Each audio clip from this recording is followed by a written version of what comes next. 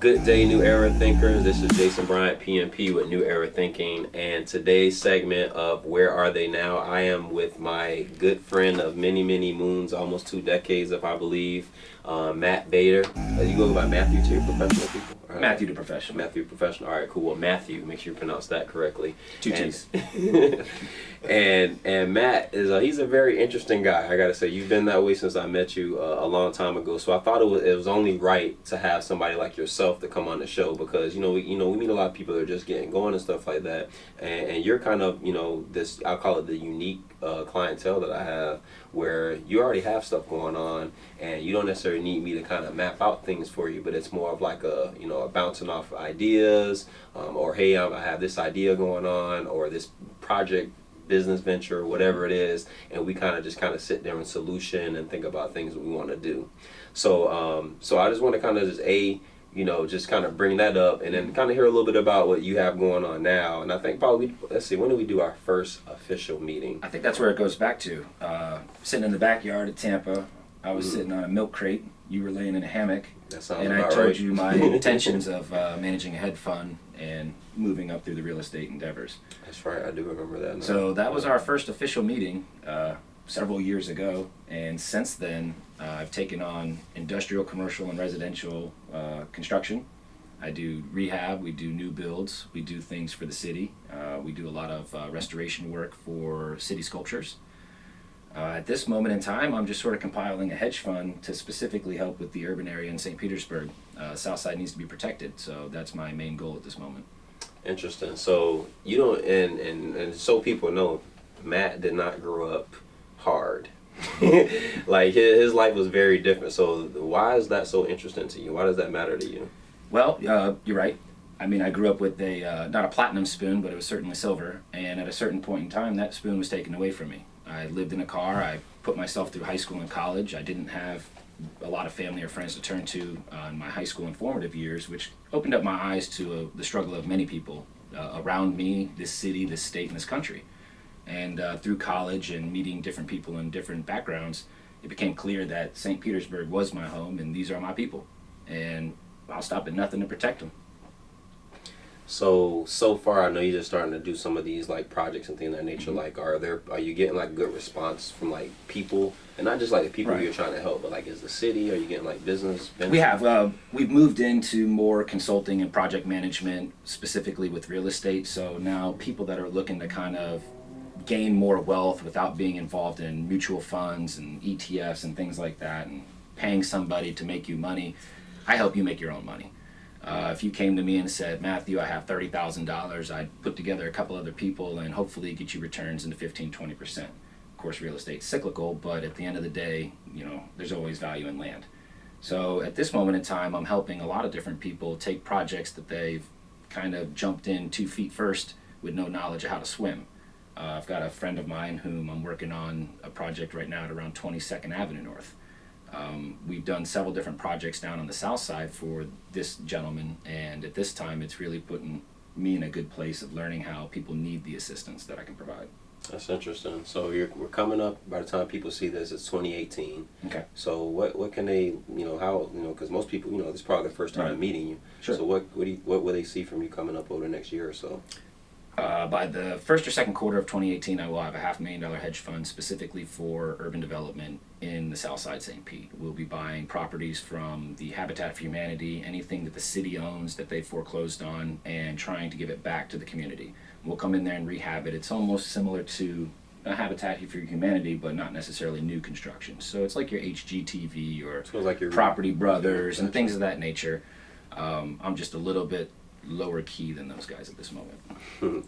So when you do that, you have similar structure where you have like your team that you work with kind of regularly. I know it swaps out depending on what type of project you're working on. So same type of setup. I'm just trying to think about someone who's maybe watching this Sure. that might be interested in maybe getting into it, because I think you have a TV show that you're kind of working on as well too, right? We're doing some back-end work to try and provide an educational system of teaching you how to do this yourself. The end goal would be to get people that are level 1 and 2 knowledge to meet levels 4, 5s, and 6s, and hopefully become 8s. And through communication on the platform, the guy in Texas may be able to talk to a guy in Maine and have something similar to discuss about a commercial development that they're doing, or maybe they're trying to lay down a hardwood floor and they're just having a difficult time finding somebody that's an expert in it. And instead of just going to Google and typing in anything that you can find, you would be in a platform where these people are, for the most part, experts in their field, and they're willing to talk with somebody that's grossly ignorant about it. That's pretty cool, especially for, I would say, you said a couple things that I thought about was about real estate. And land is has always been an asset. Sure. And especially when you're in a city like right now where, this is a growing city. It's becoming a city. Sure. Before, you remember we were growing up, it was like downtown where we are right now, you couldn't pay us to come down here. Nobody can. And now, like, we're kind of fighting to come down here now with all the, Parking's a premium. we were literally just talking about that. So it's like very interesting to kind of see or whatnot. And I don't know, I just like to kind of see. So if you had to be talking to your younger self right now, when you first kind of got into this like business, like what would you say to someone like when they're just starting out and they're looking at, because obviously you're at a different level, you've been doing it for years, you're in a different situation, you have different resources and stuff like that. So what would you say to somebody who's just getting started out? It's the old adage, do what you love. At the end of the day, if you do not like it and love it, you'll never be successful at it. I don't care if you're the garbage man. If you're the best garbage man and you love being a garbage man, you'll end up owning the garbage company. That's just how it is. And at the end of the day, you just have to do what you love. I don't know what that is for you, but for me, I found it in my 30s. So don't think that you're going to discover it at 12, 15, or 21. It came around in my 30s for me. And as usual, we're on the same page. We were just talking about how the year of 2018 is about leveling up. Sure. And whatever you're doing, own it. And Right. I didn't even think to add in about it being your love, because sometimes people, as we talked about before, it's either passive income or it's your passion. Right. So we want to make sure that we're kind of, help identifying those things, Right. really what it is. A lot of times people always ask me, they say, Matthew, what do you do? Well, you should be asking me, am I happy? Only in America do people really care about your income or your employment status. Nobody really asks you, how are you? How are you feeling? Are you happy? Are you motivated? What makes you smile? And I guarantee you, if you have that line of work where those things pop up, you'll live a blessed life. I agree. So we talked about a little bit of business. So Sure. So what does Matthew do for fun? Like, Matthew what is does for someone- fun. I do a lot of boating. I spend my time on the water as much as possible, deep sea fishing. Anything outdoors is pretty much my forte. I have played a few video games in my time, but I find that sitting in a four-walled room just doesn't work for me. Yeah, I'm a little antsy myself too. Even if I'm like playing and I'm winning, Right. my dorm room, everybody played in there, and I was like, even if I was winning, I would still give up the joystick. I Gotta go. I just gotta be out and about, just doing something, man. It's just, and that goes to what you're kind of getting at, is that once you kind of see those things that kind of resonate with you and you enjoy it, just latch to those things. Absolutely. Especially if they're benefit to yourself and value add, I would say.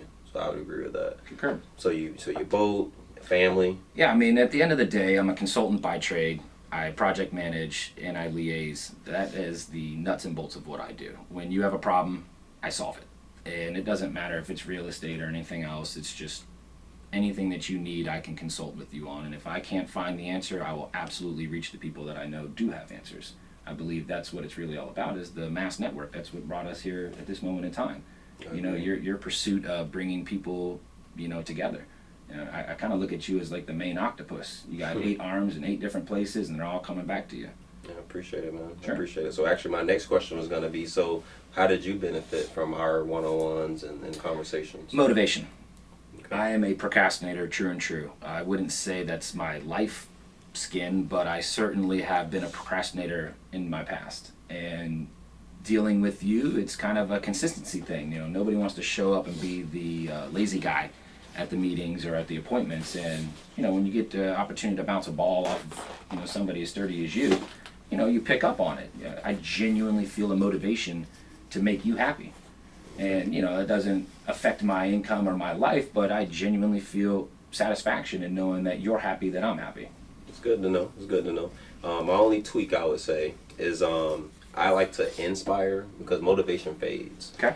Inspire, that's why the first couple letters are in. It's inside of you. So I try to make sure I spark something in you because if you think about it, we don't have to meet every, what we like once a quarter maybe when we talk about some and stuff like that. So, and that's by design, because I want to make it so that when I do meet with people that I'm really just kind of pulling out what you already have in there and finding something that latches onto you. So I'm glad to hear that. But just so you know, it's a little bit of motivation, but it's more of a like I'm pulling out what you already have. A little more inspiration. Literally. A little less motivation. Well, I appreciate you for coming on, man, and as always, it's always a pleasure. Absolutely, sir. Thank you. Thank you. And thank you guys for joining us for this segment of Where Are They Now? Jason Bryant, PNP, with New Era Thinking, and remember, New Era is called for New Thinking.